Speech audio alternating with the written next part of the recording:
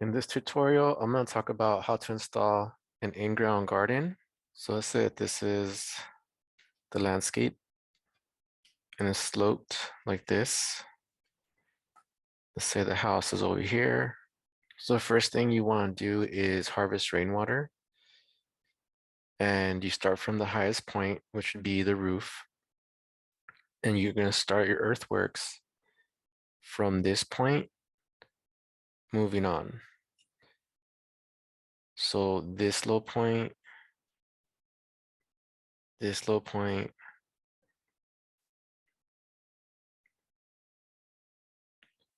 so these could be a series of basins, and they could hold native plants. You can make them into gray water basins for fruit trees, herbs, anything that kind of grows up. And then you could also install an in-ground garden. So this would be kind of the good areas. For an in-ground garden, you're going to want to excavate. This is going to be a 2-foot trench. This is the minimum. That's what we start out with. And there are certain factors that might mean we have to dig deeper than 2 feet. So before we get into that, let's talk about the setup.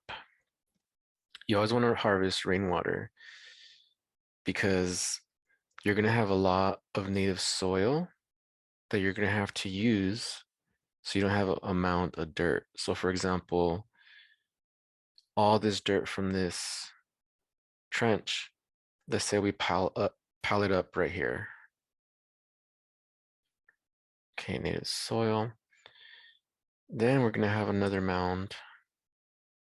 And this one's going to be compost.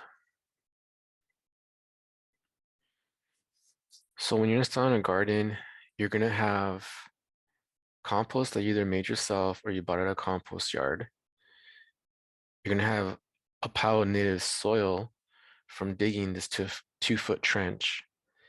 And the reason we dig a 2-foot trench is because the native soil in Arizona only has 1% organic matter. So that's why we're going to inoculate our trench with compost. When you're adding soil back into the trench, you're gonna do a mixture of half native soil and half compost. Some people like to mix it in the wheelbarrow and then throw it in here. Some people like to do one wheelbarrow of each and mix it into the trench. However, it makes sense for you. Either way would work. But the goal is to have a mixture of half and half native soil, half compost. And the 2 feet is the bare minimum. You can go more, but this would be the least you would dig is 2 feet down. And I suggest that you have defined garden beds and define pathways, and that you're also harvesting rainwater so that when it rains, this is getting infused with beneficial microbes from the rainwater, and this becomes a huge sponge. So you're not gonna have to water after a good rain. In terms of width, I'm 6 feet, and it's hard for me to reach into the middle of a 4-foot bed to transplant a seedling or to do some weeding.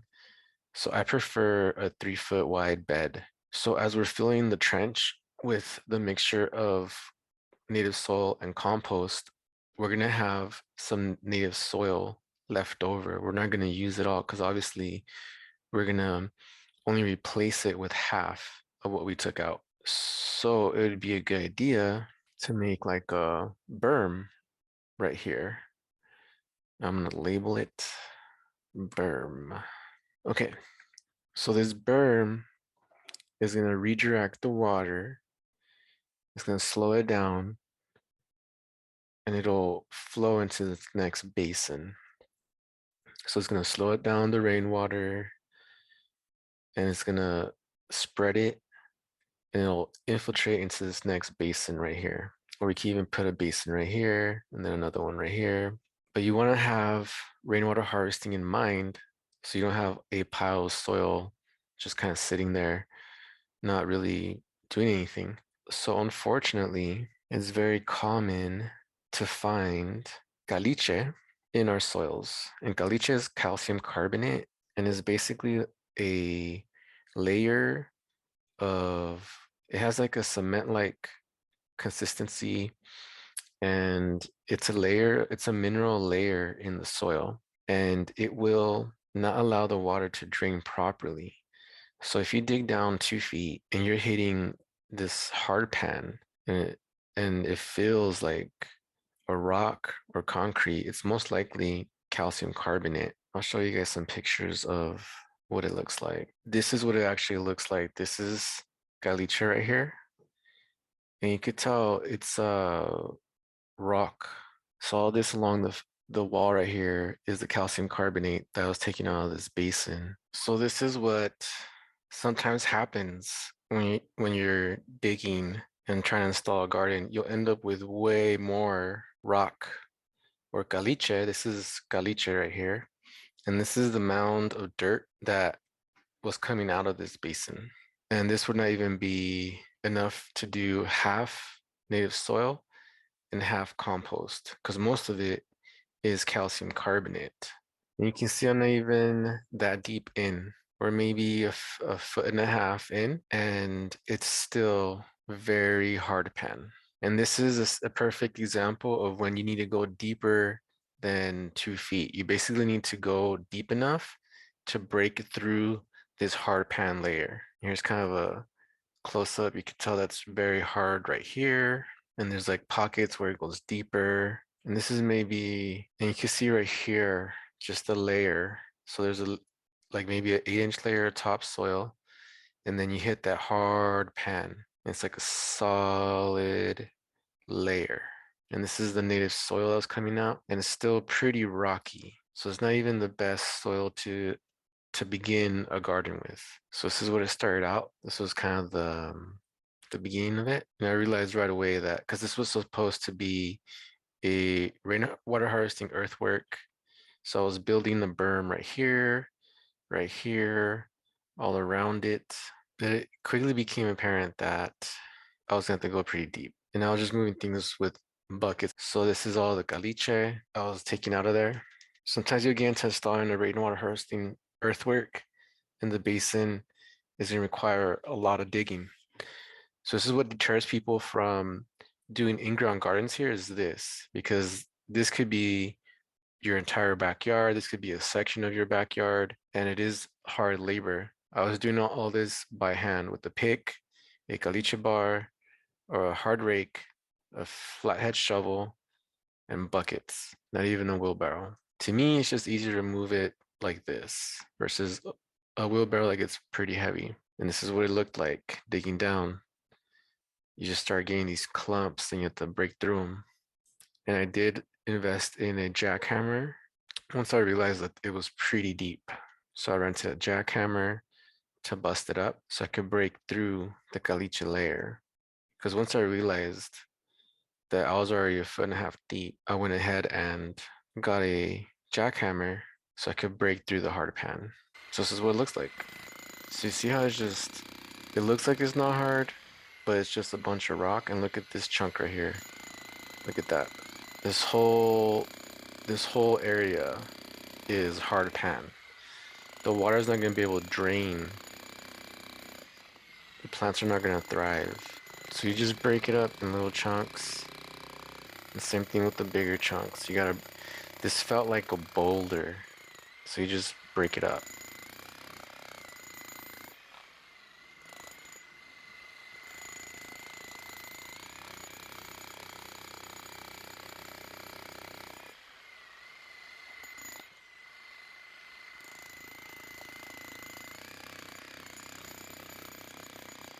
See, it's difficult.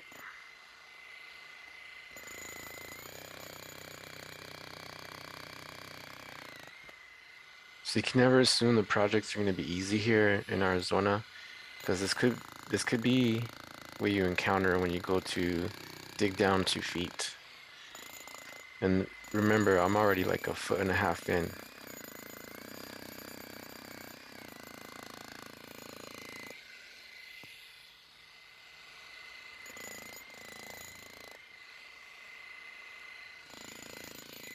Sorry for the camera work, but it's hard to operate a jackhammer and a phone. So I would just break it up and put it in the buckets. So here's my son. He's helping me. So again, sometimes when you do these projects, you're gonna end up with very little native soil that's actually good. I wouldn't even consider this like good, right?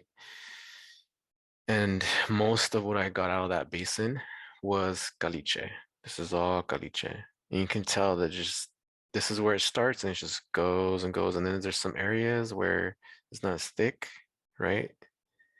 But over here, it took a while to break through it. I was able to break through it, and this is pretty much 2 feet down. But again, this is not enough soil to do anything with, right? Most of it was caliche. Most of it was caliche. So here's a close-up of the calcium carbonate layer and the top layer, and I put this shovel to show you how far down I dug, right? So this is about a foot. And then right here, this is about another foot. So we're actually a little bit deeper than 2 feet. So this would be the minimum for a garden, for a vegetable garden. For native plants, you could just go, the native plants will do fine with caliche, but the problem is when you go to plant, let's say that you do like a 6-inch basin. When you go to plant, you're not going to be able to dig through here, right?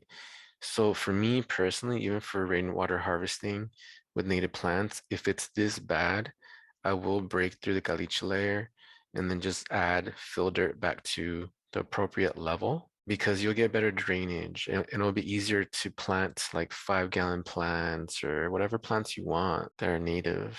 But you can see how it would be impossible to have a successful garden in this area if you're just top dressing the top with some Home Depot bags and rototilling it into the soil, you're still going to have very poor drainage. Those plants are going to get stunted once they hit this hard pan.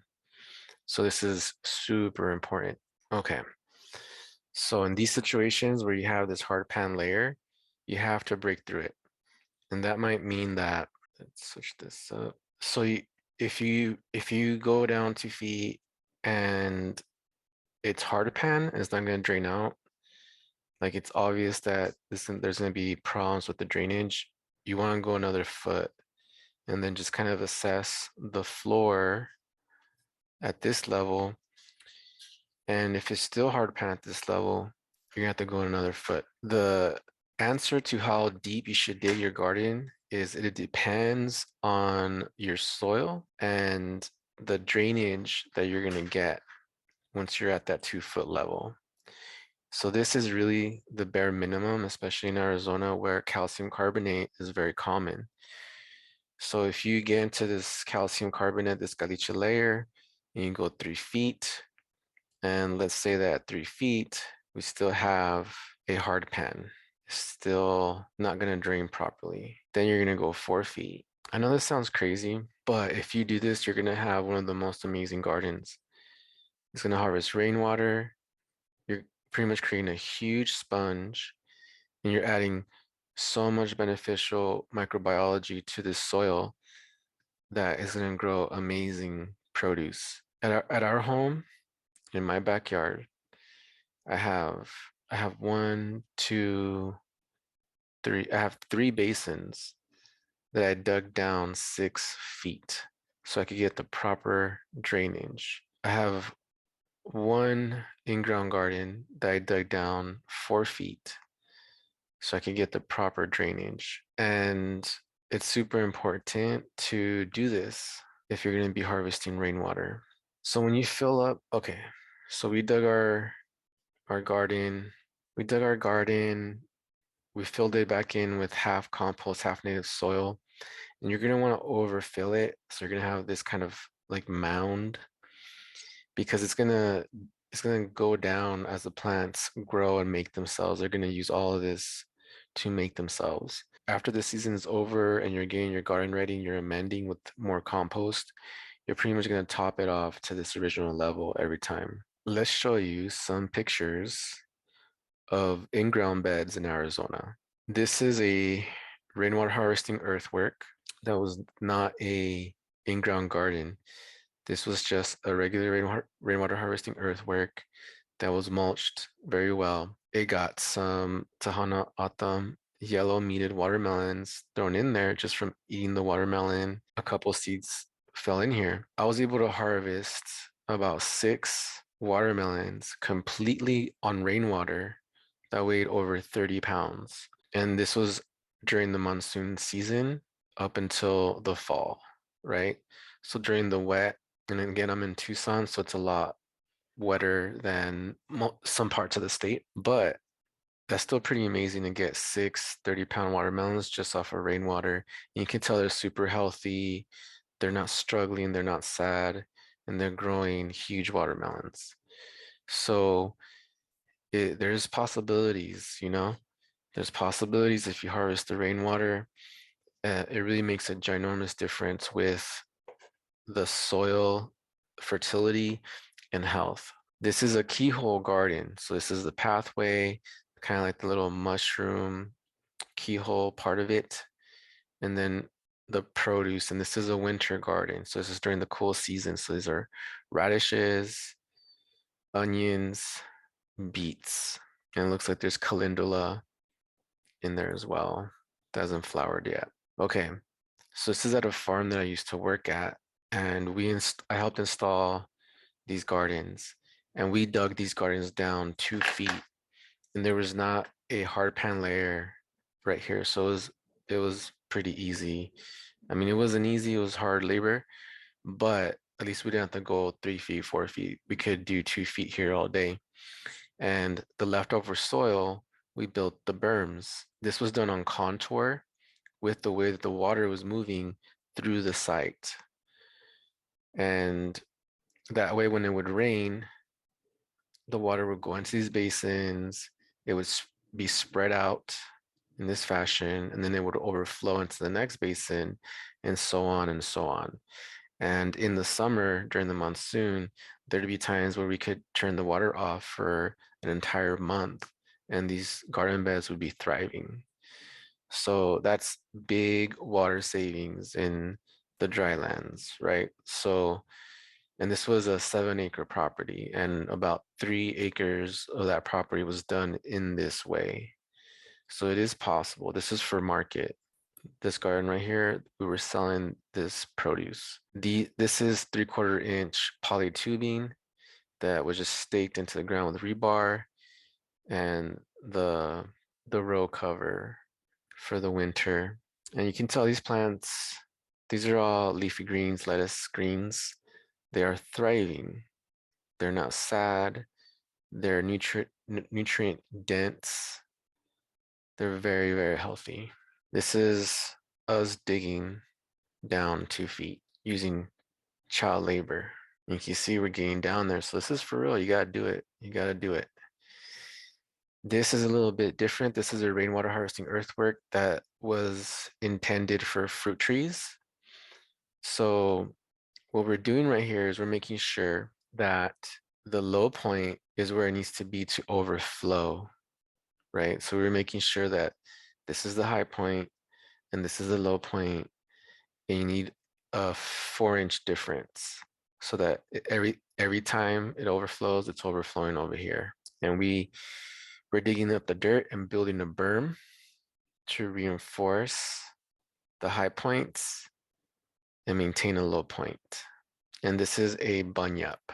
So this is a DIY water level. There's going to be close-ups of it in a second, but it has a ruler on here, a yardstick. There's a yardstick ruler on here, vinyl tubing with water that has no air bubbles in it. And that way we can tell the difference between here and here, and you just do math. So this is fractions. You have to be able to subtract fractions and whatnot. But you can figure out if it's a quarter inch higher, a half inch higher, 1 inch higher, and make sure that the water is moving. Because we wanted to make this was going to be connected to a ginormous roof, and we wanted the water to move in this fashion down all the way down here. So you have to maintain a quarter inch drop for every foot. So we were just making sure that that was correct. So I just went to Home Depot and I got this angle iron with all these holes in it so I could fasten the tubing to it. And there's a yardstick metal ruler on here. And you just have to make sure that that both people are reading on the same side of the ruler. So you can see the ruler right there, right? So you're just doing math and you have to maintain a quarter inch drop to move rainwater through the landscape passively. So this is year one of us installing our rainwater harvesting earthworks here at my house. This is me in my 20s. So I was a young man. And this is one of the gardens that I dug down 6 feet, this one with the corn. And at our place, we had all this rock. So I armored the basins with rock. So it's called rock work. So I did this rock work, and it's actually a real skill. It's not that easy to do, to armor a basin, have it hold so that these rocks are not falling over and falling down. So this is one of our future in-ground gardens that we hadn't gotten to yet. But this one I dug down 4 feet. This is our fig tree basin. We originally planted a key lime, but it froze. So then we replaced it with a pomegranate.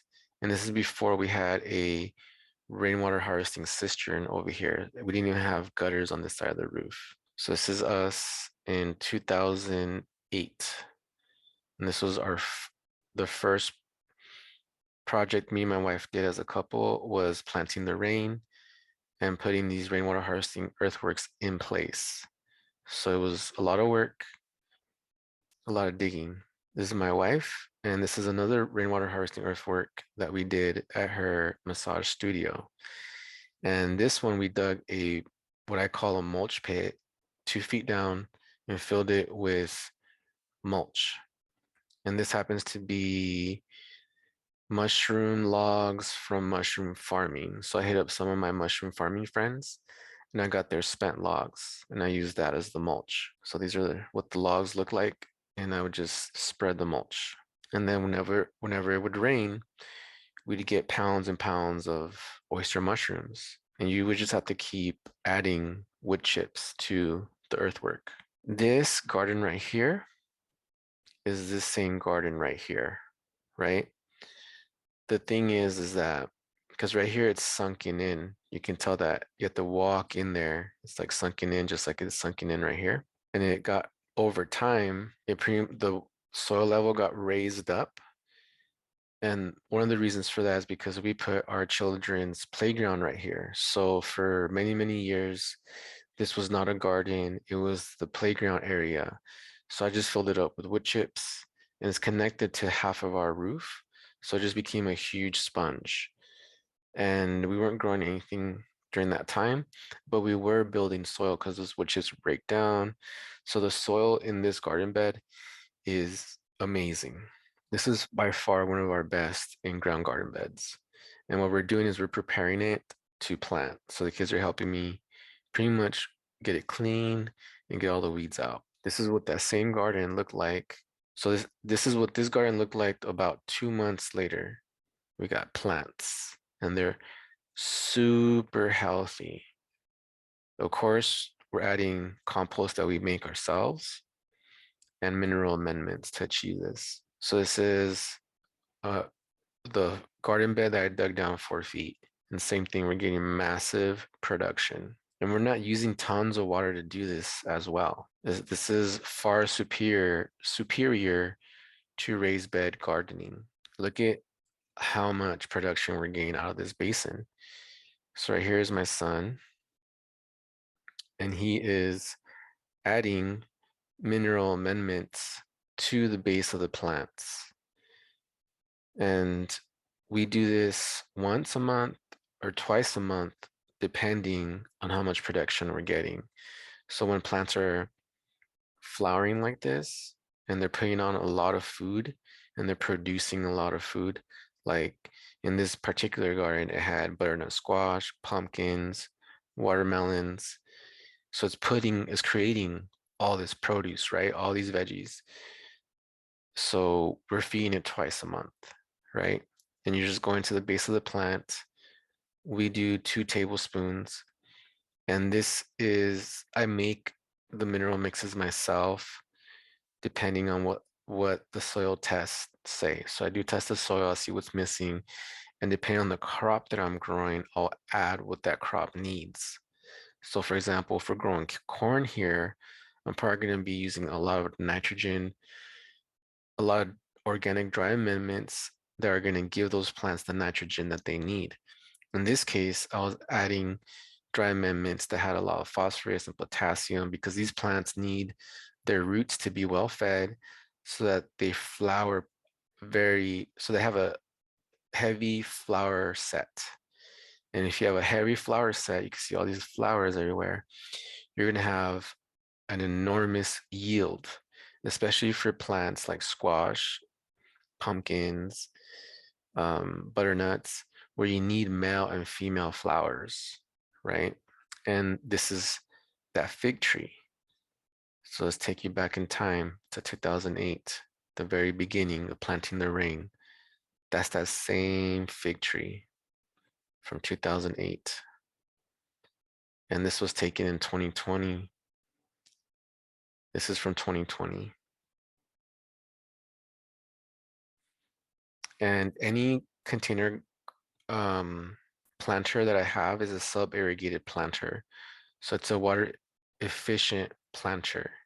It doesn't just have drainage holes and the water gets everywhere. It has a water reservoir and it slowly gets released back into the potting soil. These do really well outside. Some plants don't like these though. Plants that need a defined dry cycle cannot be put in here. So this is the large garden right here, and the same thing. So 2 tablespoons at the base of the plants. And in this basin, we have zucchini, eggplant, we have cantaloupe, butternut squash, and pumpkins. And it's all kind of spread out together.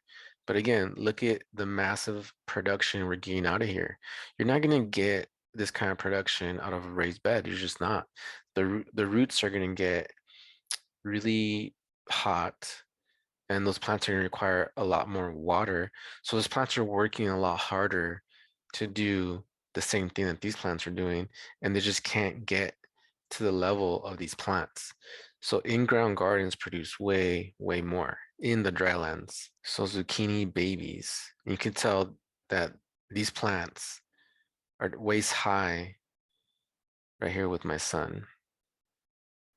And we're harvesting quality vegetables out of here. We have a whole pan of eggplants, and we had about 3 eggplants, and that was like way too many eggplants. So we just do one now because they're super productive. So we just do one eggplant now, and that's good enough for us. Pumpkins, butternut squash, and you can tell it's just engulfing, right? And the plants in this basin are not as vigorous as the other basin. So each kind of basin takes on its own life, right? And you have to kind of work with each one in a different way. So in in these other basins where I didn't put tons of wood chips because the playground wasn't there, these have definitely been our main gardens for most of these have been in production the whole time. So they need more compost and that's fine. But it is interesting to see the difference between a garden that was built up over the soil was built up and not used.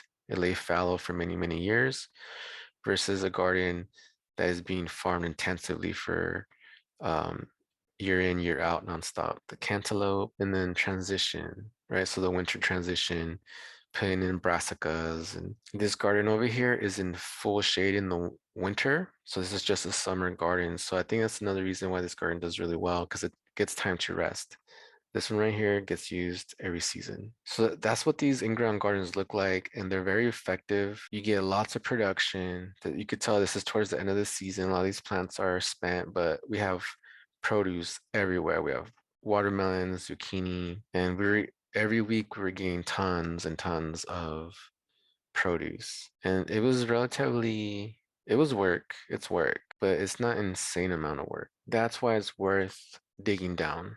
In 2008, I dug down 6 feet, and in 2020, we're having an amazing harvest, amazing production, tons and tons of food with minimal effort. So it's worth it. It's worth going down the 6 feet, at least for me, and harvesting the rainwater and building your soil. And and to me, this is the superior way to garden in Arizona, especially with the water crisis that's happening. It doesn't make sense to put in hundreds of fruit trees in a property that is not sustainable. That's not permaculture. What's more sustainable is to grow the food that you're actually going to be eating, right? Because this is not like a hobby garden. This is food that we're eating. We're eating this food. This is why we're doing it. We like growing the food that we eat, and we're doing that with rainwater. So this is connected to earthwork that harvests half of the rainwater from our roof. So there's times where we can shut the water off to this garden and not have to water it for a couple weeks during the summer, during the hottest part of the year. So it's amazing. It's amazing what you can do if you plan it and you work with the ecosystem. And in this particular case, the Sonoran Desert ecosystem. So if you like this content, please consider supporting me on Patreon. It is www.patreon.com/the Sonoran Desert Grower. I have a $2 membership level, which gives you a 100-page permaculture growing guide for the drylands. I put it together, and it kind of is a mini crash course on what works here. And this is all based on experience. This is not just theoretical, oh, this might work. These are things that I have done on a small scale, large scale. I'm a third generation farmer, so I've been doing this pretty much my whole life. For my $5 members, you get the Dryland Permaculture Growing Guide, and you get a seed care package of seeds that I've grown in my garden. So you're going to get this variety of pumpkins, butternut squash, cantaloupe, zucchini, kind of whatever I have on hand, but they're going to be quality seeds. They're going to perform well in our triple digit heat. And that's another thing about this in-ground gardening is that it it is the look at how happy these plants are. This is the summer. We're in that triple digit heat where every day is going to be over 100 degrees. For my $10 members, you get the Dryland Permaculture Growing Guide, the Seed Care Package, and you get a pound of my custom mineral mix. So it'd be a mixture of these dry amendments, and it would be for making your own potting soil or for the beginning phase of the season. So before plants begin to flower around this kind of phase, when they're growing, you can top dress them and they'll grow really well. And you're gonna have to add some different things for the flowering phase. But that pound, my custom mineral mix, the pound of custom mineral mix that I make, it will make 64 gallons of potting soil. So I'm really hooking up my Patreon members. My $10 members also get exclusive access to my Prop 207 garden content on Patreon, which is the only place you can find my Prop 207 garden content. I have a, I'm in the process of uploading a how-to tutorial guide in video format for my Prop 207 for Prop 207 gardens. So right now on the Patreon, I have where you can get seeds from, how to germinate the seeds, how to transplant them and make them mothers, how to clone, and I'm working on the flowering. I'm working on uploading all the stuff that happens in the flower phase. But by the end of this year, there's going to be a complete tutorial on how to grow your own Prop 207 garden. I also have my garden vlogs where you watch me go through the entire cycle in my own garden. And that is exclusive to the $10 Patreon members. So if you like this content, please consider supporting my work, tipping me $2, $5, $10 a month. It would make a huge difference. There is not a lot of good garden content for people in Arizona or people in the drylands. I looked on YouTube to try to see if I could find a good video on how to do an in-ground garden because mine are already installed. All of my gardens are in place. And I do not have any footage of it because in 2008, I was not thinking about documenting anything in video format. Whenever I talk about these things, I just have pictures of what it looks like now, and I don't have any pictures of what I went through to get there, right? That's kind of one of the drawbacks. It's not as engaging, right? But this is the information you need. This is the information you need so that you can be super successful and get massive production. We're getting hundreds and hundreds and hundreds of pounds of vegetables and fruits from our garden every single year. And we're doing that without using a lot of water. So fuck raised beds. You don't need them. They're a waste of resources in terms of your money and water. What you need to do is put in the elbow grease and dig your garden. Commit to your garden. You can hire some people to do it if you have a bad back or you're not able to do that physical labor. But this would be the best way to garden in Arizona. Don't get caught up in the hype. This is the way to do it. So I want to thank all my Patreon members for supporting this work. This video was uploaded to my Patreon first before it went onto the YouTube. So all my Patreon members have had access to this for a couple months now. That is one of the perks of joining the Patreon. So I want to thank all my Patreon members for allowing me to do this good work. And I hope that you found this useful. Please comment down in the comment section on topics you would like to see covered so I can do that for you. Thank you.